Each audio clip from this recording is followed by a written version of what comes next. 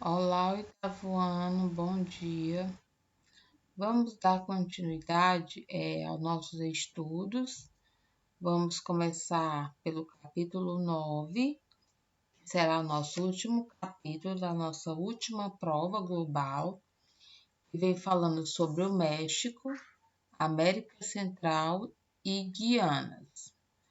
Aqui, logo de começo, para introduzir aí o capítulo de vocês estão observando uma pirâmide.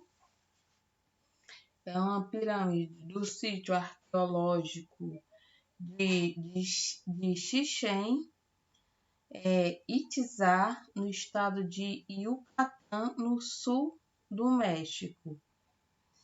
É uma das grandes cidades pré-colombianas construídas pelos maias entre os anos de 750 a 900. O que a gente vai estudar nesse capítulo 9? Nós iremos iniciar com o estudo sobre o México, depois a América Central e as Guianas. E esses territórios não formam uma região com traços comuns, como a América Andina ou a Platina. Vamos para o nosso primeiro subtítulo. México. O México e o Brasil são os países mais populosos e industrializados da América Latina. A população mexicana, de 129,8 milhões de habitantes, segundo dados de 2017, era a segunda maior da América Latina, só inferior à do Brasil, quer dizer que perdia somente para o Brasil. O PIB do México, de 1,125 trilhão de dólares em 2017, também era o segundo da América Latina e o 15º do mundo.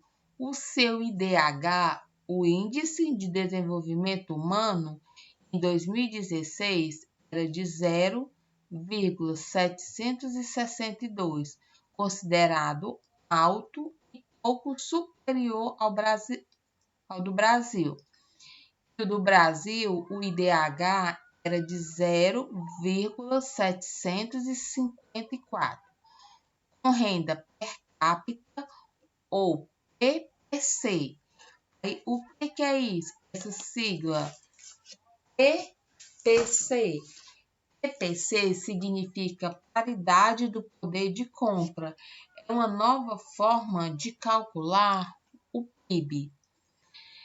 Era de 16.383 dólares. A expectativa de vida do mexicano era de 77 anos e escolaridade média da população adulta de 8,6 anos.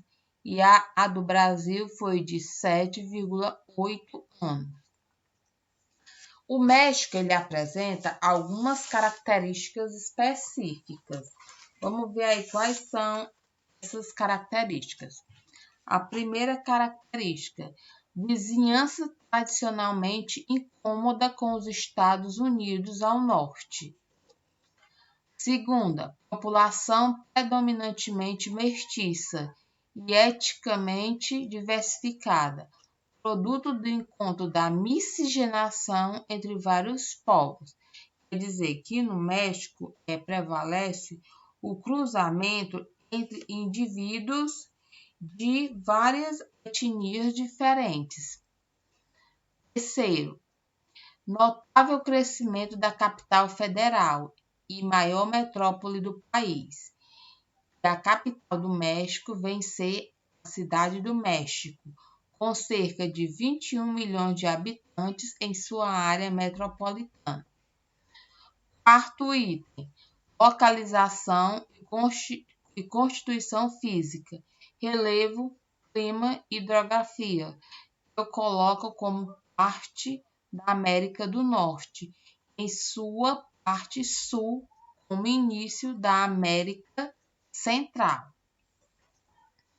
Aí no capítulo anterior a gente viu que geograficamente o México ele está incluído México, Estados Unidos e Canadá.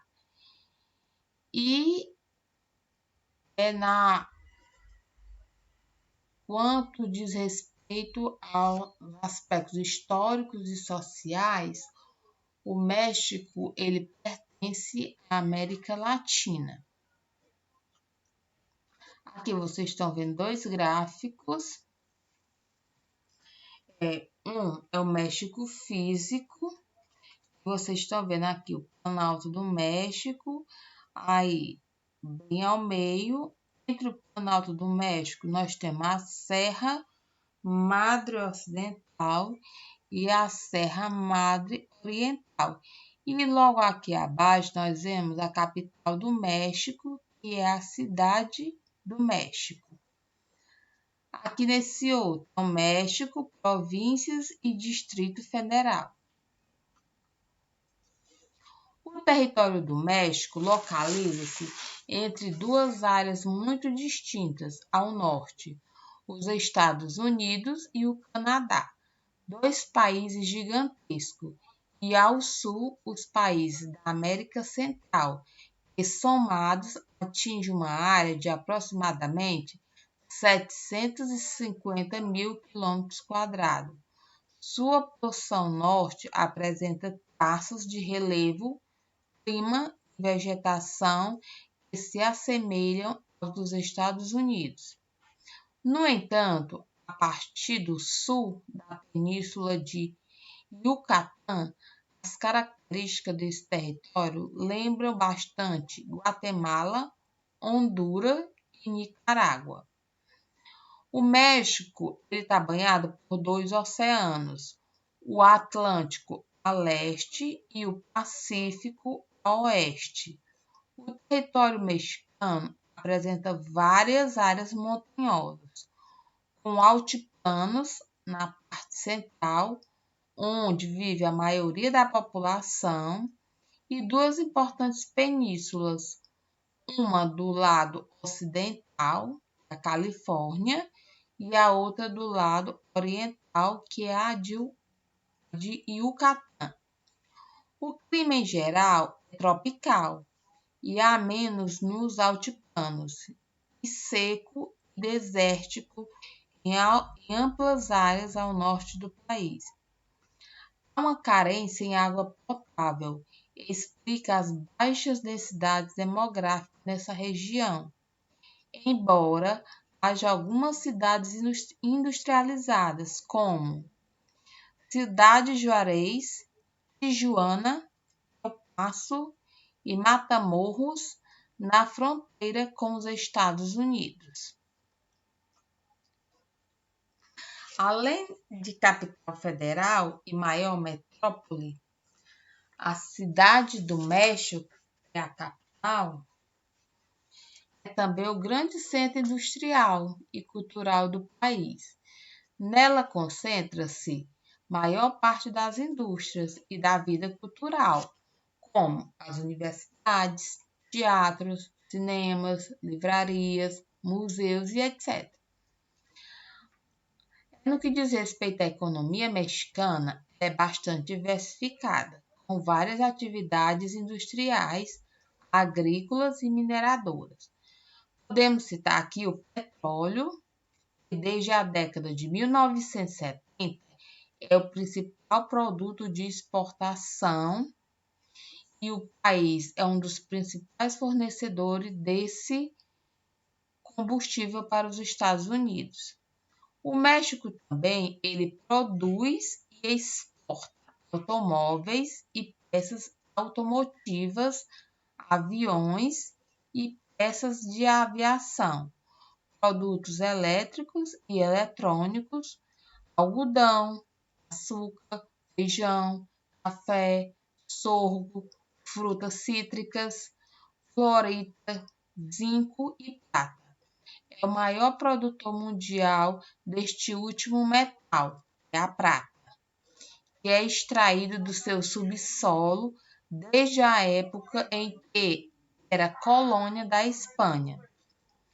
Grande parte das atividades rurais do México, apesar de terem passado recentemente por uma relativa mecanização, uma inovação aí que aconteceu, ainda são executadas de forma tradicional, mas já surgiram grandes empresas de agronegócio no país, várias com investimentos estadunidenses. O México produz feijão e milho, alimentos básicos para a população, juntamente com a pimenta vermelha, o chile, muito consumida na culinária do país. Também produz cacau, planta originária do México, que é o 8º produtor mundial.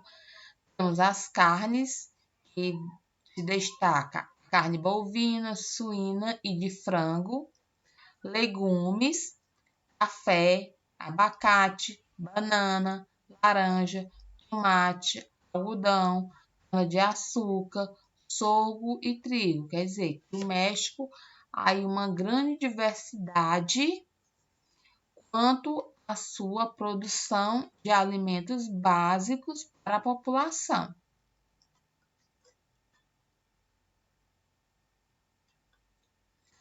América Central.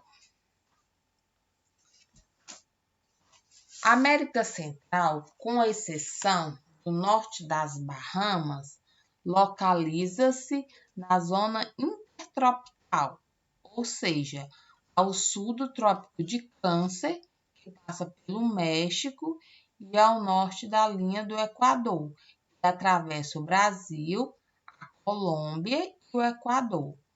É banhada pelos oceanos Atlântico, localizado a leste, e pelo Oceano Pacífico, localizado a oeste, além do Mar do Caribe ou Mar das Antilhas, que na verdade é um pedaço do Oceano Atlântico, nas proximidades da América Central.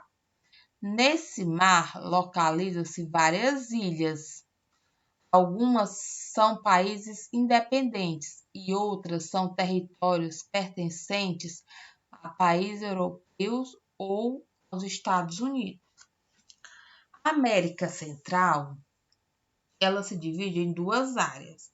Nós temos a parte continental com um istmo. Um istmo o que quer dizer esse istmo? É uma estreita faixa de terra que liga a América do Norte à América do Sul. E a parte insular, e com o Caribe com numerosas ilhas. A maior parte dos países da América Central tem forte vínculo de dependência econômica com os Estados Unidos, desde o final do século XIX. A região foi a primeira a sentir a presença direta do expansionismo dos Estados Unidos.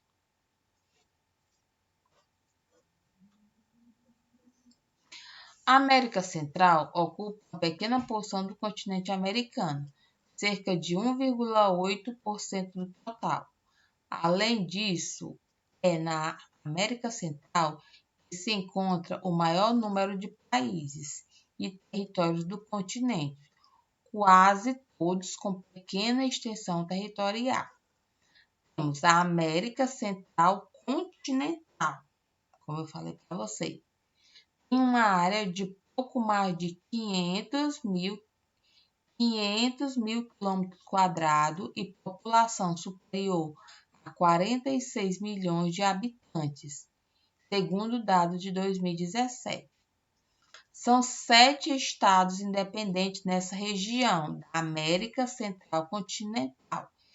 Que estados são esses?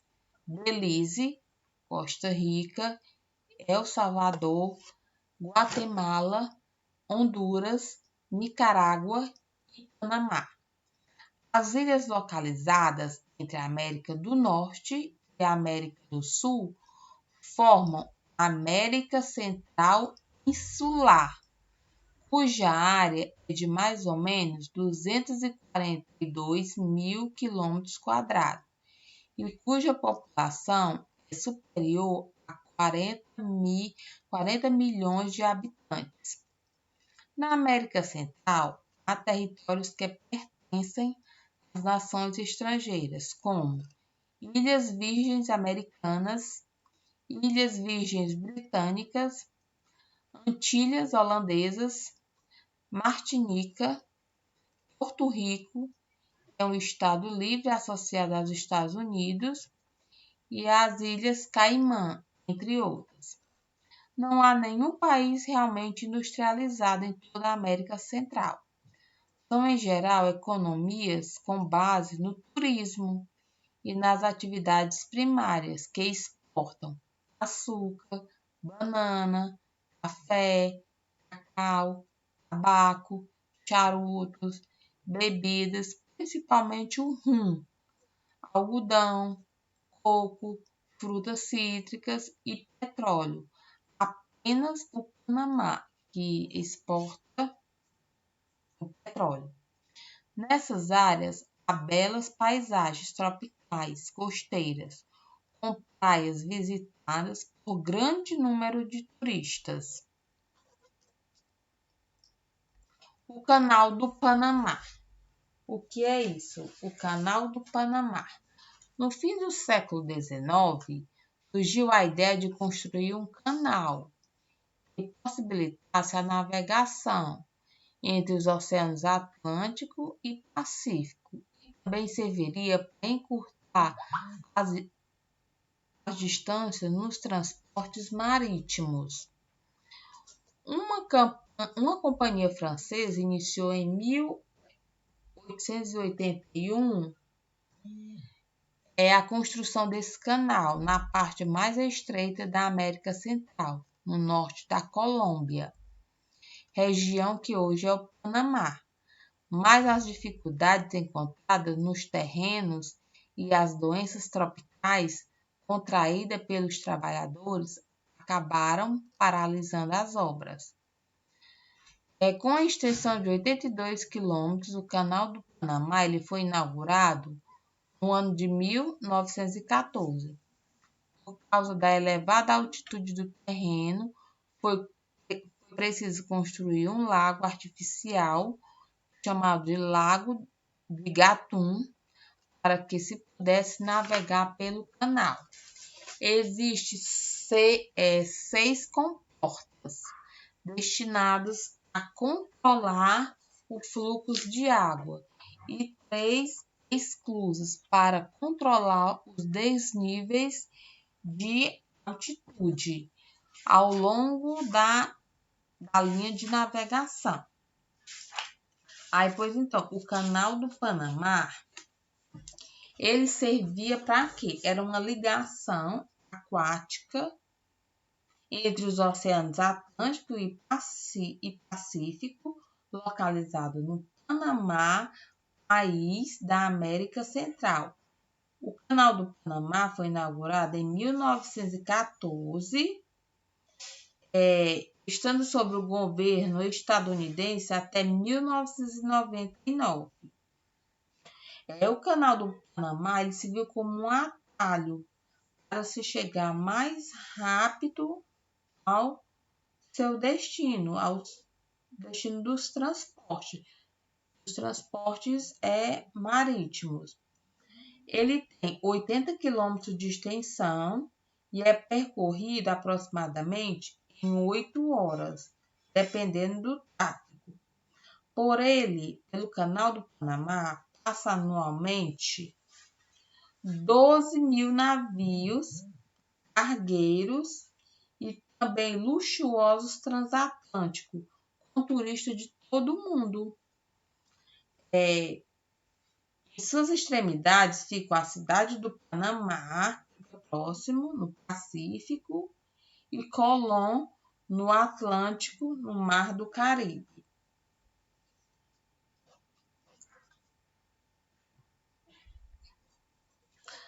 a Guiana, o Suriname e a Guiana Francesa. É na porção norte, na faixa de terra mais baixas e próxima do litoral, que se concentram cerca de 90% da população total das 3 Guianas. Nessa região estão as principais cidades. Para o sul, as terras são planáuticas, com algumas grandes elevações, entre 2.000 e 3.000 quilômetros, nas fronteiras com o Brasil. A vegetação densa, constituída pela floresta amazônica. Até a primeira metade do século XX, as chamadas Guianas eram 3 colônias, pertencentes a países europeus: Países Baixos, o atual Suriname, Reino Unido, a atual Guiana, e França, a Guiana Francesa, que ainda é um departamento de ultramar daquele país. Suas relações com os demais países sul-americanos sempre foram frágeis, quase inexistentes.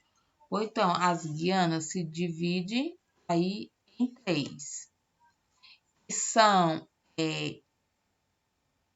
a Guiana Francesa,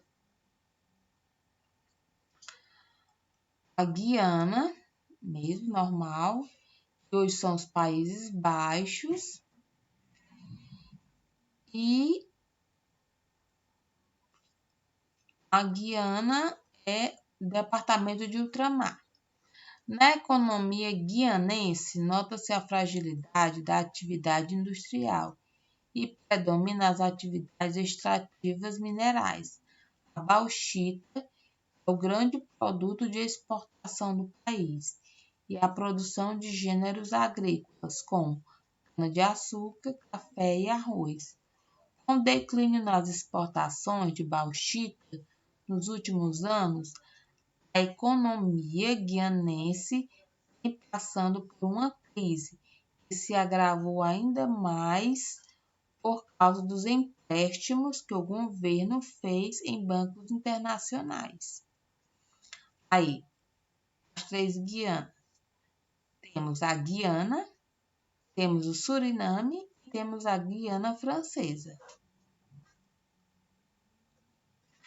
Com relação ao seu território, a Guiana vem enfrentando um grande problema. A Venezuela tem reivindicado uma extensão enorme de terra guianense, com a alegação em que essa área foi tomada à força pelos britânicos no século XIX. Essa área, reivindicada pela Venezuela, constitui o território de Essequibo, que compõe quase 2/3 da Guiana na sua porção oriental. O Suriname possui grandes reservas de bauxita, uma das maiores do planeta. Esse minério é o mais importante produto de suas exportações. Além dele, o país exporta ouro, ferro, platina e manganês. Os principais produtos agrícolas são o arroz e as frutas tropicais. A população lá no Suriname é formada por 35% de afrodescendentes, 35% de descendentes de indianos e 30% de chineses, japoneses, descendentes de europeus e minorias indígenas. A Guiana Francesa tem uma economia cuja base é a pesca e a extração mineral. Ocorre também a imigração ilegal, principalmente de brasileiros, haitianos e surinameses, atraídos pela possibilidade de obter rendas em euros, a moeda que vigora nesse departamento francês. Nas últimas décadas, a economia foi estimulada pela atividade no Centro Espacial de Kourou, onde há uma grande base de lançamento de foguetes e satélites da Agência Espacial Europeia, ESA. O aluguel da base de lançamento rende dividendos à administração local. Esse centro espacial, construído a partir de 1968, contribuiu muito para o desenvolvimento econômico da Guiana Francesa, não só por gerar empregos, mas também por introduzir tecnologia de ponta e informática na região. Cerca de 25% do PIB da Guiana Francesa vem do Centro Espacial de Kourou. Aí, voltando aqui,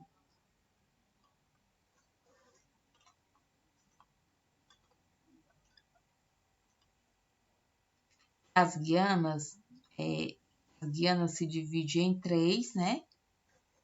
Que é a Guiana, o Suriname e a Guiana Francesa. Aqui, nessa tabela, vocês podem estar vendo a área, a população, o PIB e a renda per capita. Pessoal, por hoje é só.